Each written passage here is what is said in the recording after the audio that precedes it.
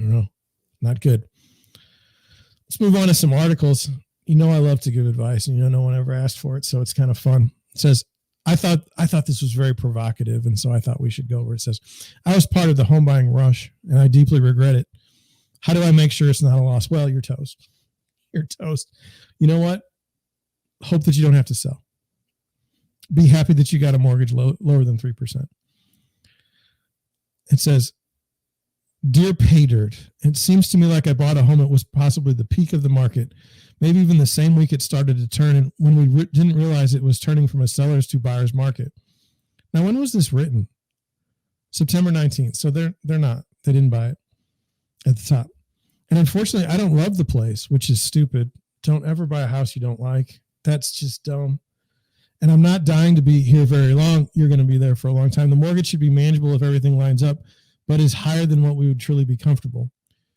What should I do practically to make sure it's not a loss? And more philosophically, how do I not obsess about the timing of the decision? Well, I'm not going to do the answer because I'm going to talk about this myself. Number one, you've got buyer's remorse. How did you get buyer's remorse? Did you go look at a bunch of houses in a certain particular area and compare each home? Or did you just listen to your agent and buy the first house that you thought you had a chance on? Why are you buying a house? Number two, why are you buying a house for like a year or two? What was your thinking that said, this is a good idea? Like, nothing lasts forever. This isn't a good idea. The idea that you would think that you would even be able to get out of your house in this situation. Like, have you not been reading anything about real estate?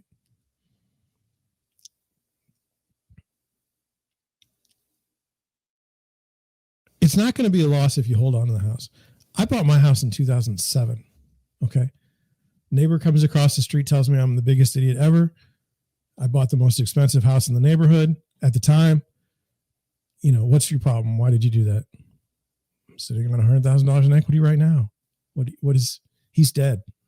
I mean, it works out. Maybe that's a little harsh, but I'm just saying,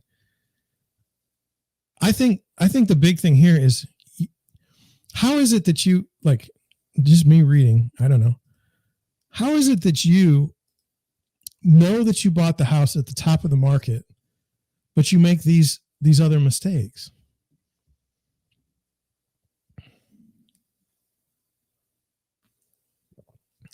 Not good. As far as how do you not obsess about the timing of the decision, maybe drugs. All right, let's do this. Do real estate.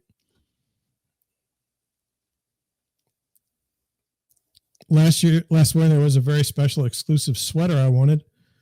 I do like a nice sweater. I set aside the not insubstantial price in my budget, woke up at 4 a.m. on launch day and managed to score the very last sweater in my size for $150.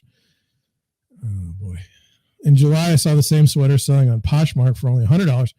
Should I have waited out the rush and bought it for 33% less in the heat of the summer? If it was strictly investment, maybe, but it was a sweater. I got to wear it all winter, and let me tell you, I appreciated my purchase in December while standing in northern Finland in negative 22-degree weather. So I'm just saying, like right now, these people are not me. These are not my people. I don't know what Poshmark is. I do have nice sweaters. But I've never been to Finland. Primary homes are the same way. While they can be part of your overall investment portfolio, they are first and foremost a place to live. That's absolutely right. And so many people screw that up. Other investments don't have such high transaction and maintenance costs. From an investment perspective, the best way to not stress about the timing of the market is to buy and hold. In the long run, the exact time you purchase it in the real estate market cycle is less important than how long you hold on to your house. It isn't the market peak that would make selling your home right now a loss. It's selling a home so quickly after you bought it. Even if you had bought when prices were low, it still takes time to come to make up the one-time expenses from buying, closing costs, recording fees, and agent commissions. Those damn agents and their fees. The purchase price of a home is not the only part of your mortgage, though. If you bought when the market was hot, you're likely paying a lower interest rate than the current average 6.33% 30-year mortgage rate.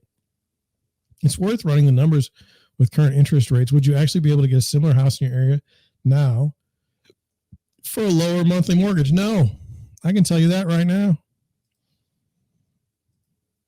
If you sell the house, it's vital not to get overly fixated on the purchase price. You know, sellers anchored to their purchase price can make homes stay on the market for much longer. Meanwhile, every extra month the house stays on the market is an additional month of mortgage interest that you are paying. Absolutely true, and people don't believe it. I don't understand it, but they don't. Remember, when you buy a home with a mortgage, you aren't paying the purchase price up front. The bank is. You contribute a down payment and agree to pay the bank back the rest over time with interest. When you sell the house, the bank gets paid back first before you see any of the money. If you sell quickly after purchase, you haven't paid back the bank much of the purchase price yet because most of your early mortgage payments go towards interest due to amortization. And if you do ever look at a 30-year amortization, I think your first payment most of the time for principal is probably 32 cents. Maybe not even that high. The longer you wait to sell, the more of a sale price you get back. While prices are dropping, home inventory is still historically low. Hopefully your agent can find a willing buyer and you can move from this house you don't love. What are you doing? Now, let's go back to this, to this truth. I'm watching people that bought I'm watching people that bought houses in 2018 selling their houses for $60,000 and $70,000 more than they bought it. They're obviously going to be able to cover the commissions. Okay. I don't know that I would do that though. I don't know that I would do that right now. Buy a house and say, I'm going to sell it in 2 years. Yeah. It's tough. Don't put yourself in this position. Whenever I first meet with a buyer, we talk about like your motivation. Why are you buying a house? I mean, is there a reason? Like, we just like houses? Normally that doesn't work. You normally have to have a reason to buy a house that's like legitimate. Oh, we're expecting a new child. Oh, we're moving in together. Oh, we got a new job. Those are reasons to buy a house. Like, I can see that. I can't see like, oh, we just decided we want a new house. That isn't normally the way it goes. It could be, my lease is coming up and I'd like to, gain equity in a home. It's the same way with sellers. Like, whenever I go to a listing call, why are you selling the house? So, well, I don't really need to sell the house. Well, then why am I here? Yeah. If I'm talking to like a trustee of the estate, I kind of understand why they're selling the house. Somebody's dead or in the hospital.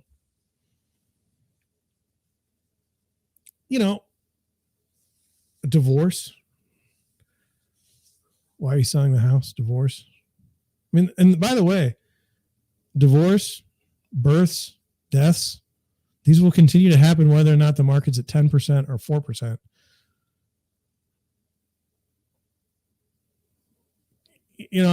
That's the part that makes it rough. Can you wait out are you going to wait? Well, we talked about that 1980s chart. Are you going to wait 14 years before you jump into the market again?